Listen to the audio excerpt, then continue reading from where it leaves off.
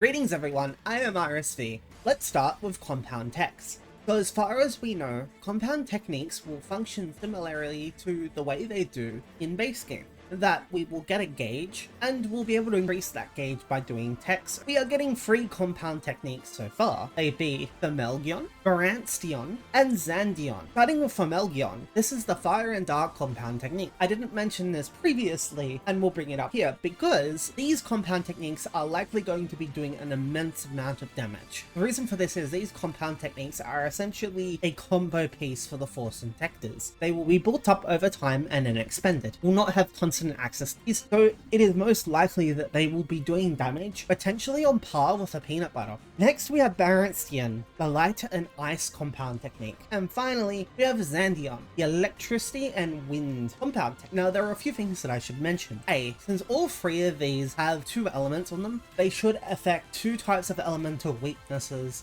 and get any bonuses associated with that. If they don't, however, and there is some unique thing about them, it is possible that one of them will be used over the rest regardless. However, I'd imagine that for the sake of element down, the one that matches the element will probably be used most, unless one of them is really far ahead damage. And B, these are either going to end up being a very useful tool or feel like another DPS cooldown for the Force Injector.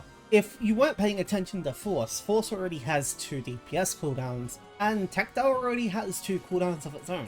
Hopefully, it doesn't feel like just another cooldown. Let's move on to the PA. I'm going to separate the PA into 3 different categories, and the reason for this is that it is impossible to know exactly how they're going to perform based on the way they look, although we can make educated guesses. First, we'll start with hard PA, and by hard PA I mean a PA that will do a lot of damage based on the way it looks, and will probably be a meta-defining ability, or have meta-circumstance. For example, it is only used when the enemy is down. Starting with sword, we have Relentless Cleave, Lance has Hellish Fall, DS has Sky Climb, Knuckles has Backhanded Strike, Revolt Aim of the Assault Rifle, and Divine Impact of the Launcher. I believe all of these, if not, will be the primary DPS option for these classes. They will be impactful to the meta in some way. Soft PA, I'm unsure where they will sit in meta, but they might do something more unique. They might have other implications on meta that I am unaware of. Or they could just end up being really hard-hitting PAs that I can't identify at the moment. First we have Daggers Limbo Figure, Hyuga Senden Katana, Soaring Blades, Raving Falcon. Daggers Limbo Figure seems to be a more AoE orientated ability where you hit more things around you, but it does end in a single target hit that could do immense damage, so it's hard to say. I'm unsure about Dagger. It is one of the weapons I haven't really tried yet, but that is my view on the PA from an outside perspective. Hyuga Senden for Katana. Now, I know that Katana was in a bad place in terms of movement, and I heard Katana mains everywhere complaining about movement. This PA looks like it could be